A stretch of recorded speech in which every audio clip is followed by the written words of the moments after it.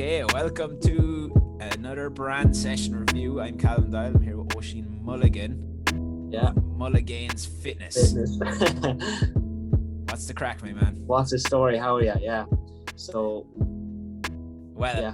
I'll start, right? Okay, so we'll just jump straight in. Yeah, that can be awkward, can't it, at the start of the calls? You're okay, yeah. So, because we've already secretly introduced ourselves before everyone's seen.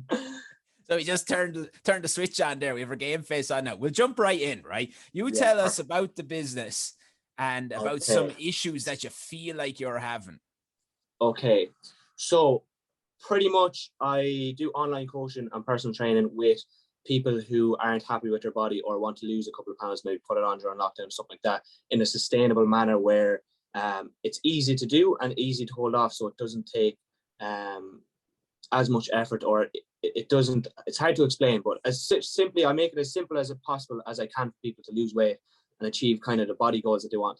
Okay, they probably won't look like a bodybuilder by the end of it, but they'll be happy with kind of things they have. Problems I've come across would be ease of people getting in touch with me to start up. So it would be like people don't really know how to get in touch with me to get started. So that's one thing I kind of noticed. My website doesn't really have a thing that you can just click and send me an email or anything like that. It's anyone that has actually started with me has messaged me through Instagram. And it's almost like a big thing to just jump into someone's Instagram DMs almost and ask them to do something. So I think that would be one massive side I'm struggling with. It wouldn't even really be a struggle, but I think I could make it easier for people because it is quite difficult. And I did have my phone number up on it before I started getting a few prank calls. I had to take it down. So I was like, okay, I'm not going to have that there. So I think that might be it. And then maybe my whole brand idea. So I used to do Canva. I don't know if you've heard of it. It's like to market my stuff and make sure everything kind of looks similar. And recently I kind of let that go. So I don't really have like, this is Mulligan's Fitness or something that someone recognizes. Like when you see the Coca-Cola brand, you're like, okay, that's Coca-Cola. I don't have anything that's like, okay, that's Mulligan's Fitness. And maybe the name as well needs a little bit of a change up and stuff like that. So that would be my biggest struggle at the moment, I think. Okay, excellent. Yeah, well, very good, because I had a little look over your stuff the other day and I came to the same conclusion. So you're onto something there. Your brand is actually a really strange one. I said this to you when you started out as well. Normally when we're working with people, they are struggling with the part of the brand that you are excelling in, and which is that you are very good at speaking to the customer, your audience, let's say your audience, right? So what I really like about what you do is you're different, right? And that's what we need, because the fitness and diet industry is huge, right? Yeah, massively right? Oversaturated. Yeah. So the thing is, what I feel like, okay, so what normally people try to do is mass market it, right? Or mass brand it. So the more we can get in, the better, right? But what you've done naturally is you've sculpted a small little market or audience of people that you can speak to and that who want to hear the certain things that you're talking about. Yeah. And I think that's very important. And what that is you break down a lot of stigmas people might have. So like, if you're listening to this, have a look at the Mulligan's Fitness page, right? You do a lot of videos talking about the ideal body, right? So, this is a huge thing, right? Like an example of this is, when I was about 16, 300 came out, the movie, and the 300 workout came out. Yeah. I was a fat lad. I had a bit of chub going on, and it's going, I need to look like those guys in the 300 movie. How do I do that? But I had no idea that that's like, first of all, it's like extremely, you get this from looking at your videos, it's extremely difficult to get there. It's probably maybe not the healthiest thing to do.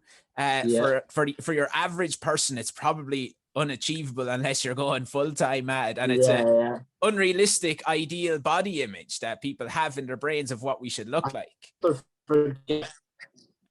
Yeah, and people forget that they're actually paid. Like, he's paid millions to look like that in the 300 film. If you were paid millions to look a certain way, and that's all you have to focus on, I'm sure you would be able to do it as well. But yeah, that is kind of what I would be focused on, is breaking it down, making it simple, and targeting that certain audience to show them that they don't have to do anything crazy to make huge changes, just small little changes that you need to make.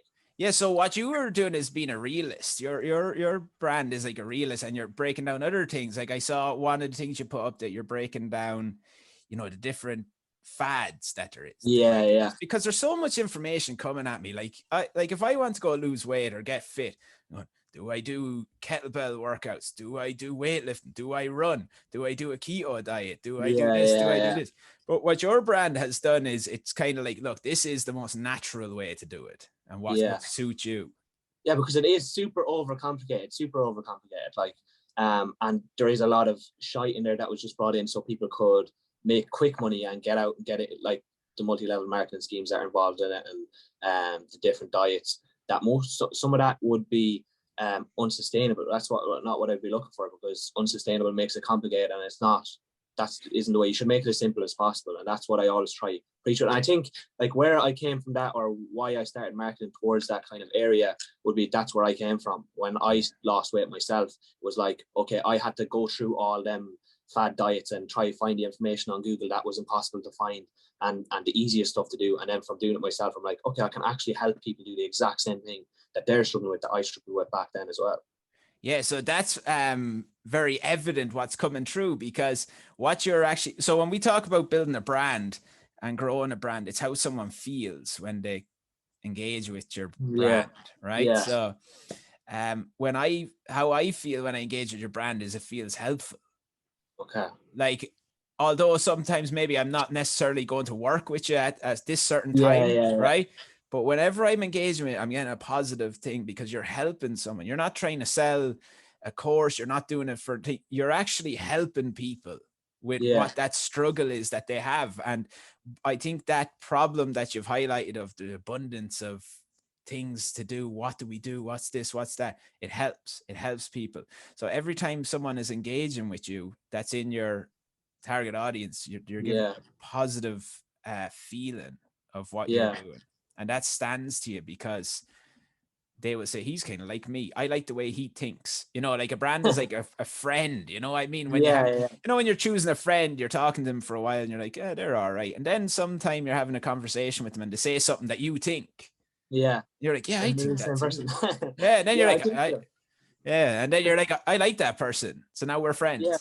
Because I think, because even though I'm a coach in that, I'd still kind of see other coaches and I'd be like, oh, geez, I think as a coach, I think similar way to him. Like there's a few people that I would follow on Instagram and Facebook and stuff. And I'd be like, gee, I have a similar thought process to them and I nearly connect with it probably the same way people are connecting with the stuff that I'm putting out. But I never really thought of it like that either. Yeah. But that's what it's all just this natural way we communicate. But the main thing is with building a brand. Why branding is kind of different than marketing. It's the same kind of thing, but they have different names. That's basically it, to tell you the truth. So, but the whole idea is people buy stuff based on emotions, right? And what you're doing is making them feel good. It doesn't have to be this massive emotion. They don't have to love you. They don't have to be anything else, but they just might like you. They might like the way they feel when they talk to you, when they read your stuff, when they do a training session with you. They like the way you feel. So your brand is actually when you're doing a PT with someone and they're enjoying themselves. That's branding, because they'll go home and say, that lad's sound. That was a really good course. Things are starting to work, and he's not real pushy on this thing or that. There's that niche that you have. And he was telling me not to do this stuff. I don't have to do this stuff. I'll just focus on this. And it really helped, because beforehand I didn't know what to do. Yeah. And I think actually, like, now that you're breaking it down like that, that's simple, because I never really thought of it that kind of way. But that is like, I wouldn't be the person trying to kind of shout at someone or push someone on like The Rock does to people, like, oh, do this. And that's not kind of me. It's more, okay, more care inside the things, like the more showing compassion and trying to get them to show that compassion for themselves and understand them as well. Yeah, and another way that you'll notice that is your best clients that you've had are the kind of people that like the way you do it, and they wouldn't like the way someone would do it where they're shouting at them. Yeah. That's for a different person. So it's good to know that as well, right? So that just because I'm doing it this way, I'm not appealing to those other people. So what? We don't want to appeal to those, right? Because that's taken over. This is that mass market is taken over. Sure, who owns that? I don't know, Weight Watchers or something like that. I think that's hard part as well, because like recently, I actually only started recently getting in calls with people before and just having a chat with them, kind of seeing what they want and what way they want to go about things. But I think that part of, I don't have to fit in with everyone. I don't have to be able to coach everyone. It's only a certain group of people that I will properly be able to coach and be good with coaching and get results for. Because if I don't kind of suit that person, that's fine. Then my mindset. I think it is that trying to fit into all brackets, and I need to maybe understand that a little bit better. And get very good to the brand. Because when you try to fit into all the brackets, you miss out on really connecting with those other people, with those people that you're really targeted to. Yeah, and even just over the time of starting the business and stuff, like I've only been doing it nearly 9 months now, something around that. But at the beginning, I was trying to target everyone, and then eventually I started noticing, okay, my target audience is, okay, it's not muscle building, anything like that. It's more weight loss. Okay, so that's one side of it. Okay, I'll start focusing on the weight loss. And then it was weight loss with women. A lot of women started coming to me, and I was like, okay, that's a big area that I like to focus on, and that's kind of more set than muscle building, weight loss, men, women, everything in the one bracket, as we were saying there. So it's much easier when I do break it down, and I do need to understand that, okay, I'm not going to fit into everyone's bracket, because it is almost like, it's like someone coming to you and saying they don't like your piece of art on the wall. It's like, okay, the piece of art everyone isn't going to like, but some people might like it. And it's hard to take that. Like, I think in our ego, it's hard to take that. Like when someone says, that didn't work for me, it's like, okay, maybe something else is better. And it's hard to say that, like, something else is better than what you do, because you always believe what you do is best, I think.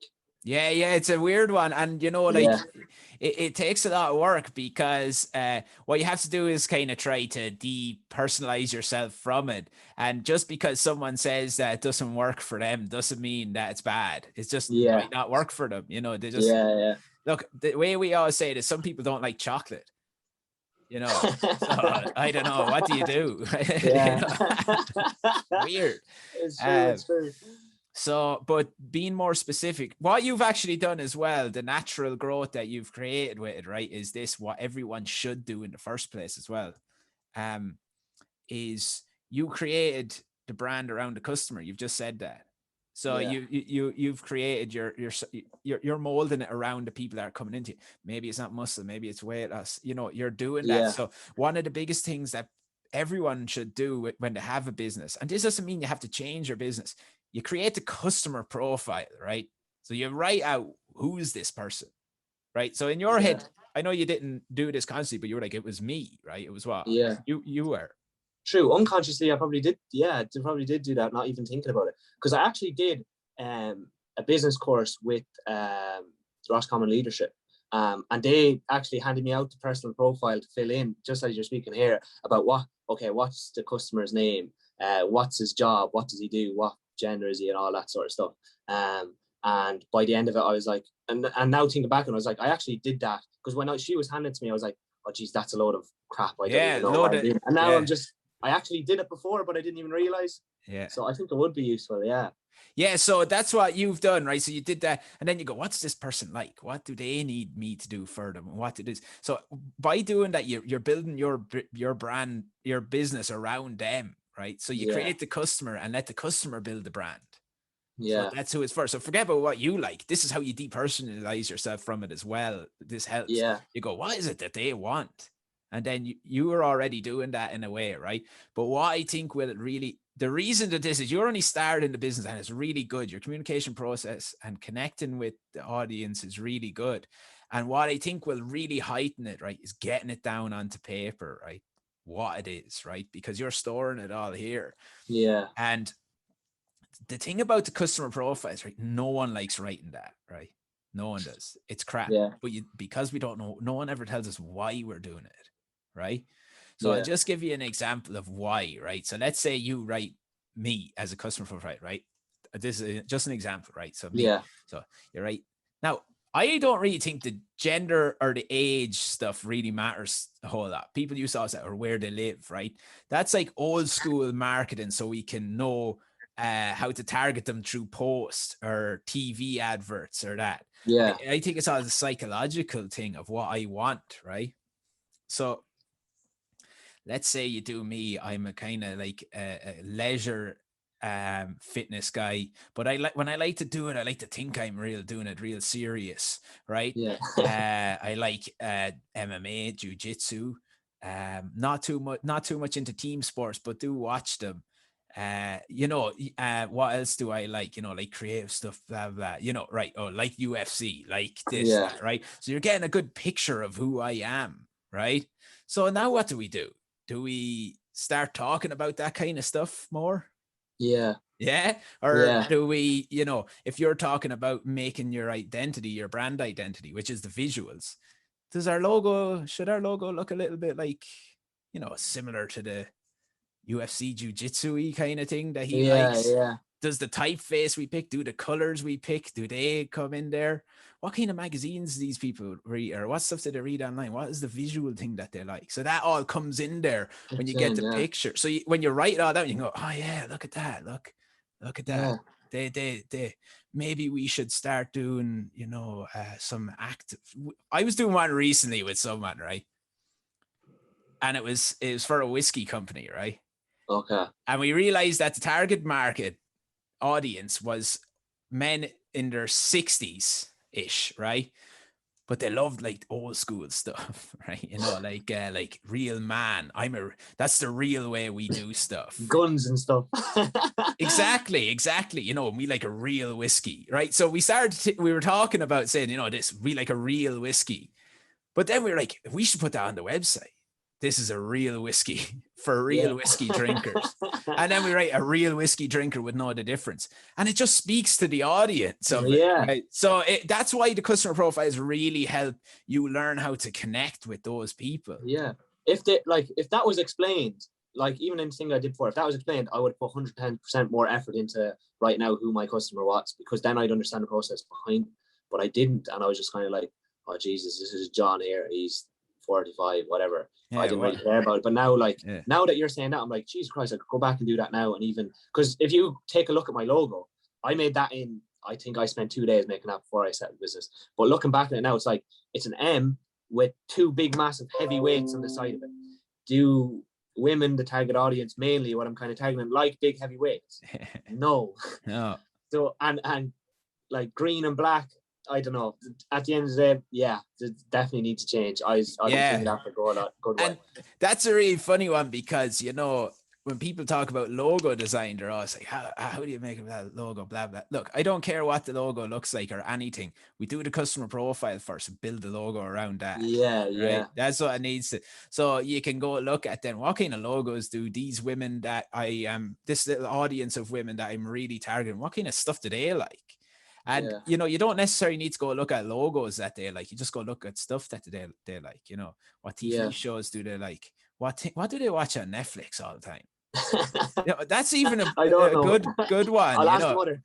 yeah, but that's a good one to do. What TV shows do they watch? What music do they listen? Where do they hang around? Where do they hang out, like online, or they can't hang out anywhere in person now? But all of those things start to build a picture. It just starts to pose itself. Yeah. So that's where that helps with that. But I would say to you, the only exercise you need to do now is sit down and write that out. Yeah. And set aside an hour, because it'll really help you narrow down your target.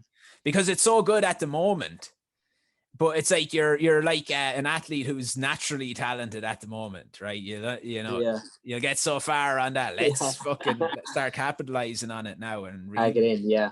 Yeah, and that would really, really start to explode. Yeah, because I noticed even when I do the targeted stuff. So I think 3 of my top posts or top engaged with posts are 3 that mention women in the title of it, and have 5 quick tips for women trying to lose weight.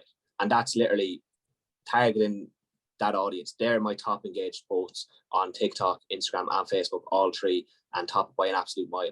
My other posts that I don't really kind of targeted a certain area don't be as engaged, if you get me. Yeah. Do you so find, it is even looking at that. Do you find sometimes when you post something that you want to talk about? Yes.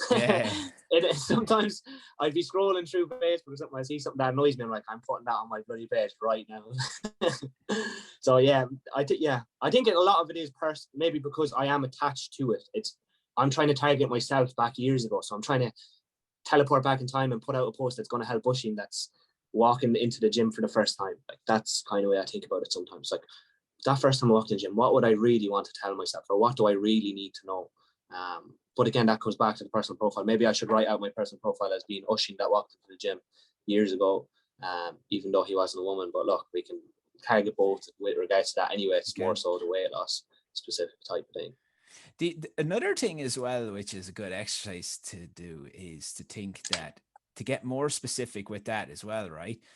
Is to think like, maybe it's not your job to convince someone to walk into a gym. Maybe you're just you need to be there for the people that are already willing to do that. Yeah. You know, that can help too. And that you're the place that would help them and give them back value. Because that's what we want to be doing at the end of the day. You're giving back value to them. We're always saying that you're making a change to their life. How are you positively affecting your target audience's life? And normally when you're out with profiles, you'll see they have a problem. What is one of their main problems that they're having during the day?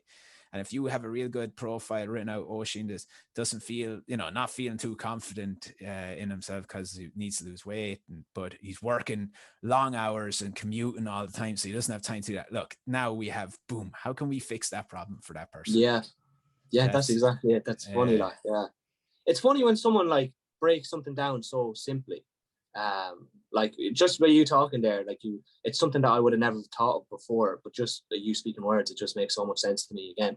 And I could be here thinking about it for ages and not understand it. But the fact you're breaking it down so simply is brilliant. Like, that personal profile, I think, is definitely, because I have it on it's actually on my desktop on my computer here for the last 6 months, if even, and I just haven't filled out as John, who's 45, but I don't really care. Yeah, and he's probably not even really your customer. No. Yeah, you just like, let's just write them out and get this over with. But to tell you the truth, when you start out in a business, you can't really write it. You can't, like, you don't even know what you're at, really. You're like, let's just, like, when you start, and you just need, let's try get some clients in. I don't know what I'm going to do. It's only when you're at a kind of stage, maybe a year in or 2 years in, where you can really start to go, right. Because I even look at where I was. Okay, so after Christmas, where I was after Christmas to where I was in November, December, it's almost like I've created a whole new business again compared to where I was before. Because at the start, I was walking around with my eyes blindfolded, just walking into darkness, not knowing where I was going.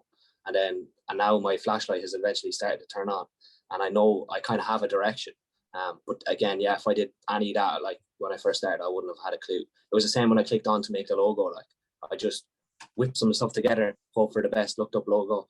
Oh, that one looks kind of cool. I'll put this here somewhere. And then eventually, because at the start, actually, my profile picture and that was just the logo, just the green logo. And then I was like, no, the business is more with me in it as well. So I took out that and I put a picture of me there behind it. So now maybe the picture of me needs to come out to the front of it, maybe, or something. Yeah, it's good. You see, you're right though, because like, I tell you what really happens with people is they go to start a business and they spend too long and then on this stuff. Yeah. And they don't even start then, or they'll, I think the way you did it is the best way. Just let's go. Like, if you think about, although you've grown a successful business now from this, right? But it's really just research and development you're doing till now, if you think about it. Yeah, pretty much. Yeah. Like, that's what I was saying. All the first, like my first 2-3 clients, it was practice. It was almost just like, I'm using you as a guinea pig. I'm sorry, but I'm not really sorry at the same time. And from there is what I built it on. And going to that point is people never really starting. I remember one of the lads had rang me and I was saying, I'm thinking about starting up this thing for ages. I'm doing a lot of research. I'll do it in September. And then September came along and I was like, oh no, I'll do it after that. And then one day he rang me, like, you just post it up, just do it now. And then I did it, and ever since then I've never regretted it, because if I still waited in September, I wouldn't have made as much progress as I did by just starting it straight away.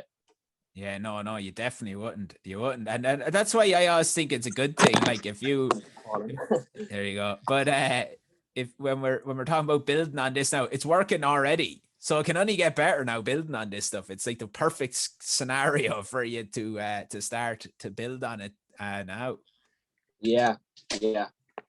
But I'll tell you what I was looking at as well. So if we talk about your visual identity, that's the thing I think you can really work on now, right? Okay. And what you're talking about there is like brand consistency.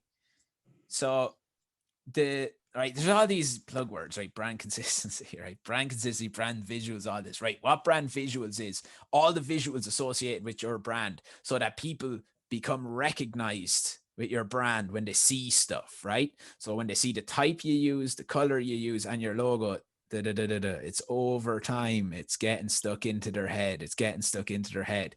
And that's like a tool for branding, right? So that's what I think you could work on with your social media now next, right? Yeah.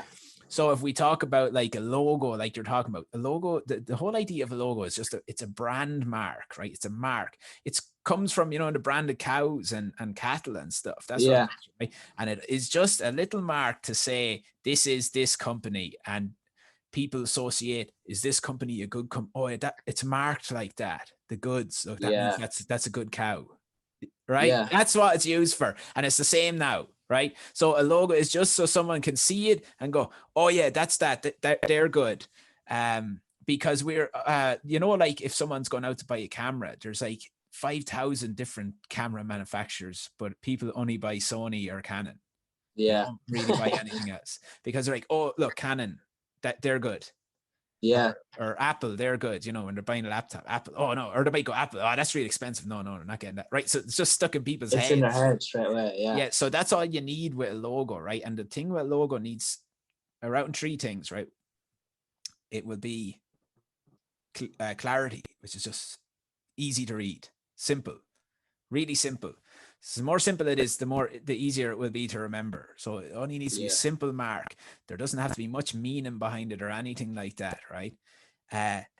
So clarity, then simplicity, right? So again, simple, easy to remember, easy to see, stuck in your head. You don't have to try to figure out what it is or anything. It's just a mark. And then the third one then is to be memorable.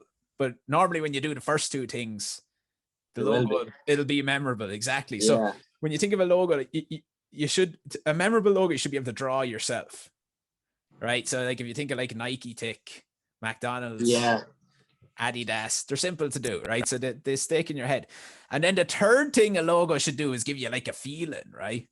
Which is like the Canon thing, right? You're like, I need to buy it. Oh no, here's a good example, right? When you're in like a foreign country and you're like, oh, I'm sick of all this shit. I just want to get a coffee somewhere. And you're like, and then you see Starbucks. Right. And you're like, oh, brilliant. So that's that feeling that the logo will give you, but you can't create that feeling from the logo. It's everything that you're doing that creates that feeling. Yeah. We're associating that feeling. I've never even really thought of a logo like that.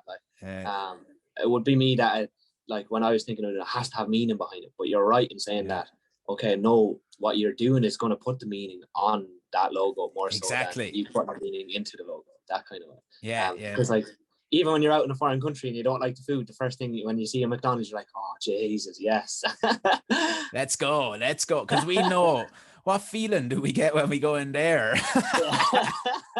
I know what it is. I'm guaranteed this. And that's what they say about like a brand, when people are on about building a brand or that. And what is a brand? Well, I heard the other day someone was talking about it and they're saying like if let's say this, right? If McDonald's opened a hotel, you'd know what it'd be like. You'd be expecting something. You'd know what the experience would be like. Ooh, a McDonald's hotel or Starbucks opened a hotel. You'd be like, oh yeah, a Starbucks hotel. Let's go there. But if they're talking Hyatt Century, Hyatt, the hotel group, if they opened like a fast food chain, you wouldn't have a clue what they were going to do. They don't really have a brand. We don't know what that would be. Who cares? But if McDonald's were like, we're opening the very first McDonald's hotel, everyone would be like, oh my God, a McDonald's hotel. But the thing is, McDonald's is a restaurant. So the brand is what carries over to make people interested in the McDonald's hotel, because that's not what they're known for, but their brand is that strong that would make people people see it like and just associate good things with it, like, so they're like, oh, that's good. Makes a lot of sense, because like I've been doing a lot of kind of, I wouldn't say research, but mindlessly scrolling through other businesses. I would call that some sort of research, and just taking a look at like what their branding looks like or stuff like that. And I seen Ryan did some for branding for some guy that was doing online personal training as well, and I took a look and I was like, I just love how simplistic it was. And I was just like, it just, you look at it and you're like, you don't need to look at it for too long to understand what it is. It's just, okay, That's it. That and then you look at everything else and you're like, okay, it's simple to remember. I think it was just 3 semicircles or something similar like that. But it was easy to remember and pleasing to the eye, where you could just kind of and not have to look too far into it to understand. One of the things that you'll see on it then is you have a color choice. He's picked a color for the brand, and you've picked a typeface for the brand. So the typeface is just whatever the type that's written in it, and it's all that's consistent through everything. And you don't have to ever worry about them when you have a solid brand. So you should be confident in everything you do then, that you're not thinking, should I make it look like this? Should I make it look like that? Should I make it? It's just over time, constantly doing it. So let's say you pick I always say to go look at your industry when you're doing a brand and see what colors everyone using, and then use a different one. Don't use the same color. So if you went to look at like if everyone's using blue, go use yellow or something, a totally different thing. But if you pick that color to work with and you're constantly putting it up, and you don't have to do like the way you post up stuff, you put up videos, you talking, keep doing that. But it's only ever when you want to put up, your a bit of text or something. Then you use your brand stuff, and then on your website as well. So it's just constantly reinforcing, this is who I am and this is what I stand for. Yeah, because if you click on my Instagram page and you click onto my website, you wouldn't think they're the same business. They're like two separate things, because you click on my website and it's all black and white text. And then if you click on my Instagram, it's all the videos. But if you scroll down, like I used to do, I used to use a tool to just get up all the posts and do that. And I tried to keep it a similar color, but I got lazy with it nearly almost. And then I started to lose that identity nearly, because now if you click on it, you don't even see them colors anymore almost. Yeah. And it's funny when that happens, because people are subconsciously judging, that lad's he's kind of changing. What's that? I don't know. But that be in your head really quick. We judge everything. And if you are consistent and confident and constantly doing the same thing, to go, this guy he's really got his stuff together here. He's really got this sort. And all it is like a lot of that, the brand visual thing's all down to organization. So and in time, it saves you time, because you don't have to be wondering about what colors, what everything. It's just, this is what it is and this is how it will look, and we have to keep doing it. And then the other thing is, when I had a look at your website, what you should do this is my advice, you don't have to do anything, right? I hate saying should. I hate the gun underneath the table. Hopefully I'll do it, Calvin. Yeah. But I hate when people are saying you have to do it. They're like, shut up, don't have to do anything. Don't have to do a thing. But with your website, when you write out your customer profiles, now when you're going onto your website to make your website, you pretend you're that person on the website. What do I want to see here? Why am I on this website? That's what you want to do. What do I want to get from this website? Yeah. Like, why am I here? So that's what you build a website around, their need that you're going to help solve. And like you said, if that's the communication process, simplifying how to get in touch with me. Like, are they only on your website? If you're going through their journey, right? Have they seen you on social media?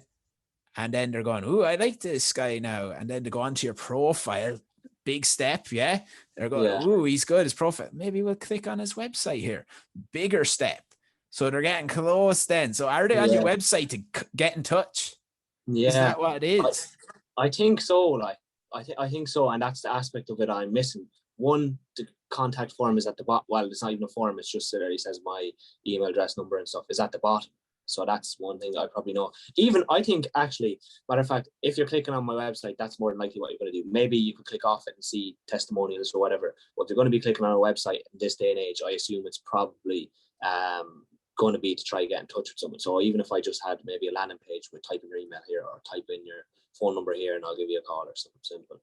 Yeah. And I think that, like as you're saying, just make it as simple as I possibly can, rather than trying to make it a book and put every bit of information I have onto the website. People aren't going to read it or won't take the time to look at it because it's too complicated. No, it's too complicated. And also then maybe you could look into these people, the fears. What are their fears of getting in contact with me? Like, am I telling them what I'm what's the process? Like, how do I Yeah. ring? People are weird now. They don't like, well, it's not weird actually, but people don't like ringing. They don't like ringing Yeah. someone, or they don't like, oh, what am I going to have to do? Or what do I do when I ring him? What do we talk about? So maybe Yeah. that might have to be there somewhere on the homepage, a little simple process. I ring you. We have a quick chat about what we do. Then we see if we're the right fit for each other. After that, then we go and book in a PT session. Yeah. You know, you're not signed into anything, or maybe you Yeah. are. Maybe it's a monthly thing that we sign up to. You know, yeah, because it is like, even like if you were, so say you were jumping in, say someone had a clothes shop on Instagram or something, it's not fearful to jump in and ask someone, oh, can I buy that piece of clothes? But if you're going to make a transformation with regards to already being not confident in yourself, you're not really going to want to text someone saying, look, I'm not confident, can you help me out? So that's a big, so maybe on the website is, yeah, as you're saying there, it's just simple.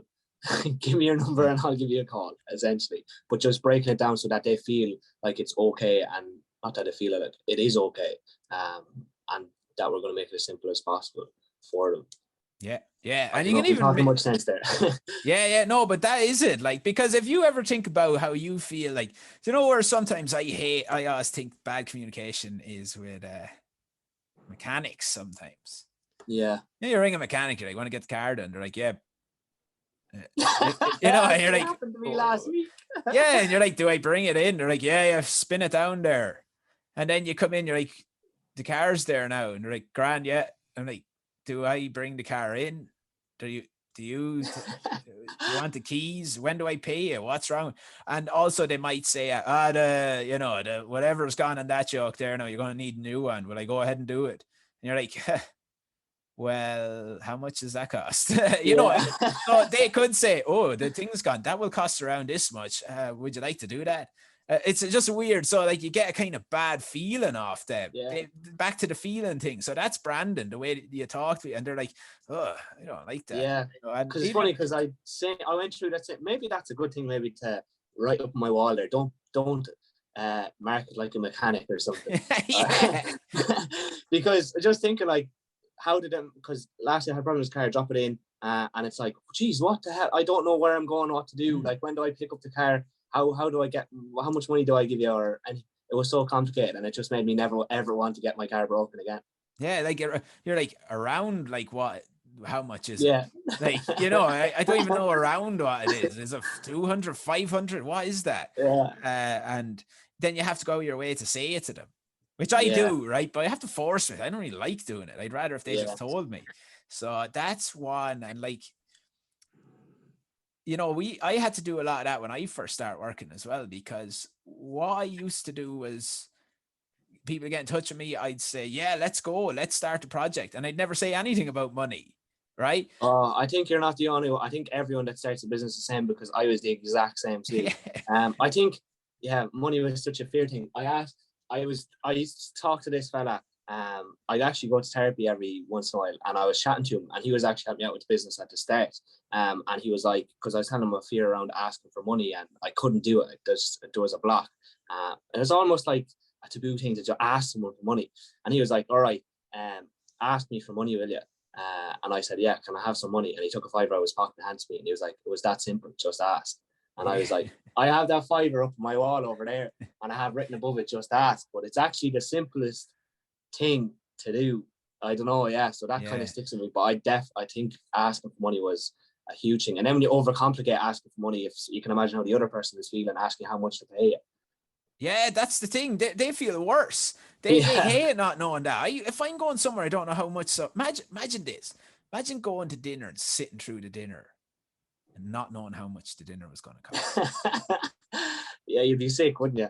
It'd be really horrible and annoying, wouldn't it? If there's no prices. Yeah. Imagine you're just walking in, but it looks fancy, but you're like, I don't know, is this fancy in here or is it not fancy? And then you're sitting down and you're getting all the dinner, and you're like, how much? You wouldn't enjoy the meal. No, yeah, true. So they probably don't enjoy the process if they don't know how much it is. Yeah. But that's interesting that you're saying that, because I was doing like CBT before, and therapy. Yeah. And one of the things is talking about was money as well, and it's a psychological thing, total psychological thing. Yeah. And it's just like, you're just, you know, it's a big thing you'd have about. being scared to ask for money, just rejection and yeah, stuff like that. Yeah. It's funny how like your childhood and your bringing up relates to that sort of stuff as well, like at the same time. Because I think for the whole first 3 months when I started my business, it was one thing I literally could not ask for money. And I can only imagine the stress that I put on the other people wondering how much it was, but I couldn't say when money was owed. I couldn't say, or I couldn't ask why. Now I'm just like, okay, just ask. Like, just say, okay, look, €160 this week or whatever. And it's so much simpler for me and so much simpler for them because they know, okay, this month I owe him €160 on the 17th. So I'm going to give that to him then. And now I don't have to worry about, Jesus Christ, when's he going to text me and ask me for this and how much it's going to be? Same as the restaurant. I think that restaurant analogy is the best one you could have came out with because no way could you sit down and enjoy your food. That'd be horrible. It'd be horrible. Yeah. Yeah. No, it's very good. But that's all a part of removing yourself personally from it as well. That's a big part of that too. And that's like the growth of it. But like you said, like you were saying as well, like everyone I talk to has the same problem that has their business. But that's not what you're here for today anyway. Right? Never mind that. Let's leave that up to some other thing. That's a different story altogether. What do you think? Do you have any more questions? No, my main questions for you was probably the website. Because I even noticed myself when I clicking onto it, how much different it looked and what you would have thought of that. Because I assume you probably clicked on the website. Yeah, it did. And you probably wanted to click right off it. Yeah. No, well, just kind of like I was saying, like, why am I here? What is this doing for me? And you know, that's what I was kind of missing. That one is missing. More so even than the visuals. Like I don't mind that it's the colors. I more so was thinking, what is the job of this? Yeah. And it wasn't redoing one at the time. At the moment, it's not redoing the job. Yeah, it's just sitting there pretty much. Just an extra link on the profile. I'd probably be better off without it. But yeah, that was kind of the whole thing. And then the main reason was because before I was doing that brand identity thing of similar text, similar colors on the post that I was putting out, and then I kind of stopped and I was like, is that part of it important? Is that important? But listening to the way you're talking about it now it's like a little stamp that people see that color and see that and they think, well, that's Oisin coaching there. He knows what he's talking about. That stamp is on that. He knows he can make it simple for me. Look, that's has his mark on it. It's simple. It's easy to do. Just like that. Simple. That makes sense for me then. Yeah. That was kind of the main part of it. And then so around getting, like, would you do courses on trying to get branding? Would you work with people trying to get your branding down? What's the best way to go about it? So obviously brainstorming the personal profile and going from there. But what would be your advice?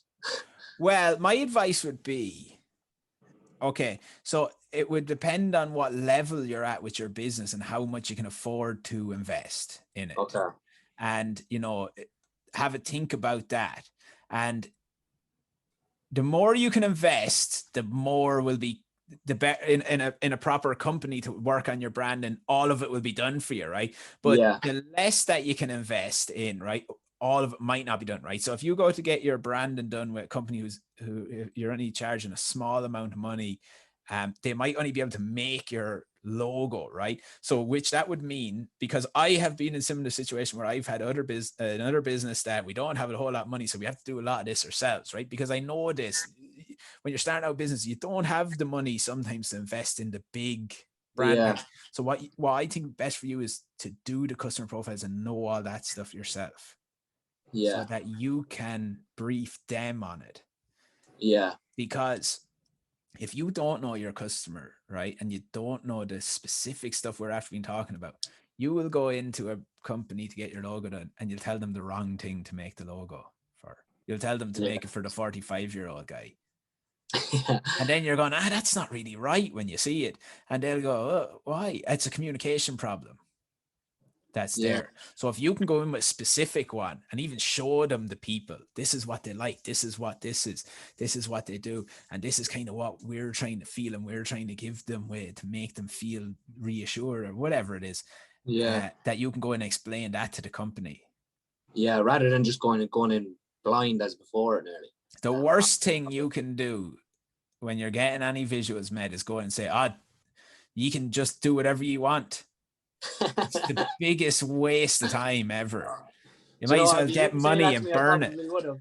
I Yeah, probably would have. no, and the company hates that as well.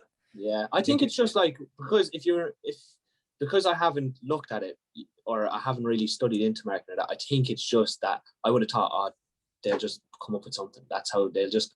But now thinking about it, behind every logo is a story, and if you have that story down or have the person that you're trying to get to down, that's when the brand or the logo and that is made, rather than just going in blind. Like you're going to waste your money, as you're saying there. I would have thought maybe, which is I'll just pay him there and he'll be able to come up with something for me. He'll know everything I need.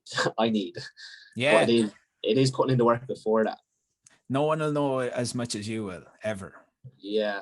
And you can't leave it up to other people to do it. That's what I think. You need to be like the director of it all at the top. And even when you're working with a company, it's a collaboration. It's not, they're not working for you, or, it's collaboration is the best one, where you're both working for the one goal. So here's the target audience, and we're making it for them guys. Yeah. That's what I would do. And I would look at different. I think it'd be worthwhile investment to invest in a company to do it. Yeah, so do I. And if that's why, like, I've read a couple of books about people talking about like pay people to do the stuff that they're very good at and you're not very good at, because then it'll be perfect. Like it'll be very good. And if I just quite try to do it, it's going to end up similar enough to the way it already has with my logo and stuff. Not that that's super bad, but I just want it to be very, very good. I wanted to hit the nail on the head almost. And how to do that is obviously putting in work myself, but paying someone that's good at doing that sort of stuff, that's gone to college. It's like someone coming to, it's like someone trying to pay someone that hasn't a clue about the gym to go help them out with personal training. It's like you wouldn't do that. Don't. Like, if you don't have a clue about it, you're not going to be able to do it. So pay someone that does know how. And then from there, you'll get more knowledge around it, because they'll be able to give you the knowledge. And also, as well, on top of that, it'll give you more time then to work on the business, rather than spending all the time trying to learn that stuff. So you're like that's a big thing that I think is important, to work on your business instead of in your business, right? As well, because say when you're doing the classes and all that, you're working in your business. You're essentially an employee for your business. But also you need to work on your business, which is sitting down and thinking, how are we going to start promoting this? How are we going to start reaching these people?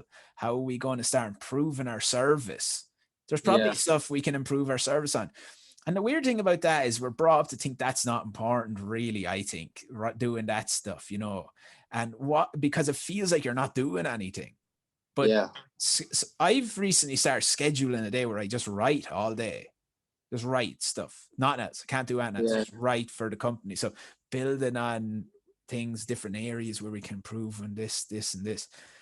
Where I'm working just on my business rather than working for these other businesses. Because even if I think to, like, as I was saying to you, before Christmas and after Christmas, a massive change. Why did that happen? Because I wasn't working in my business. I was working on my business throughout. Like, I never really took a day off. It was like I always was thinking about, so how can I improve? How can I improve? What can I do here to make this a little bit easier for them, better for me, or easier for me? And that's where the big improvement came for me, was where I wasn't working in the business, I was working on the business. So maybe I need to start doing, as you're saying, is maybe set half a day or a day where I'm just going to work on the business and not in it, because that is a huge part to why the change and growth on my page and everything else on top of that with my clients and everything. Oh, it's huge. It's crazy. It's huge. That's your creativity coming through there. Yeah. And it's almost more fun. Like, you get more reward from that side of things. And working in the business is like, okay, you're getting the money, that sort of thing. But working on the business is, I'm making this better. This is becoming great. Like, yeah, because when I first started out, I was working on my own, and I did it for 2 or 3 years. And near the end of it, I was thinking, I just can't do this anymore. I can't. This is so crap, right? And I was making a good bit more money and everything, but I was just working in the business all the time. I was a slave to it all. Nothing was improving. Nothing was getting better. And I was like, what? I could be just doing this in some company up in Dublin, probably getting a lot more money. What's the point? Yeah. So then when we turned it into Studio Great, and I started working with Connor, my business partner.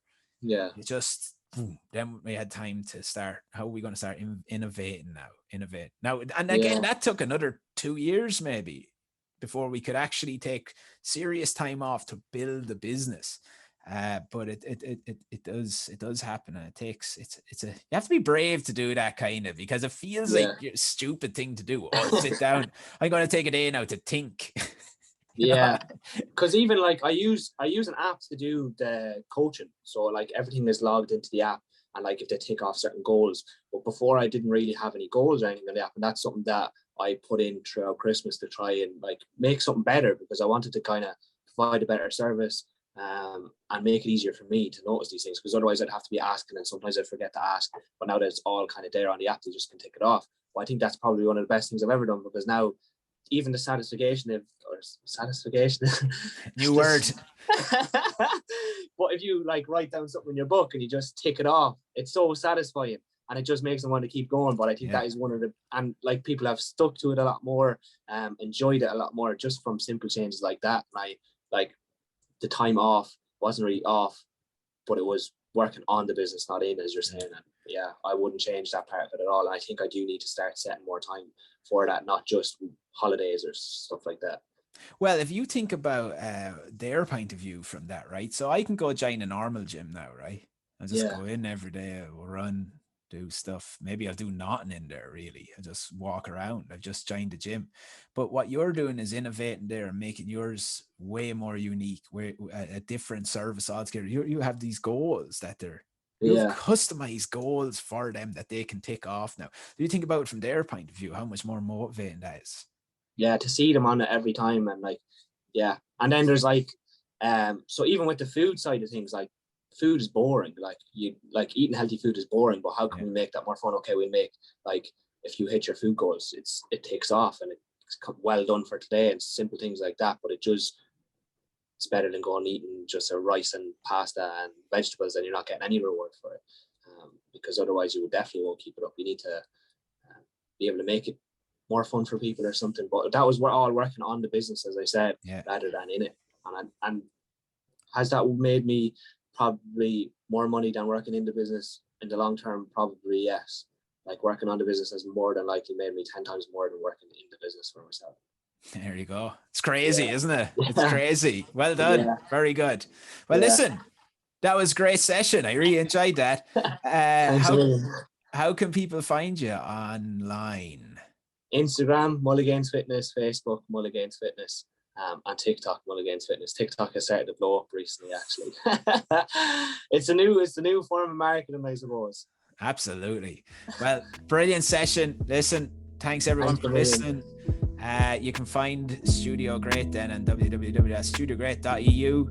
And deadly, good stuff. Today's episode is sponsored by Studio Great.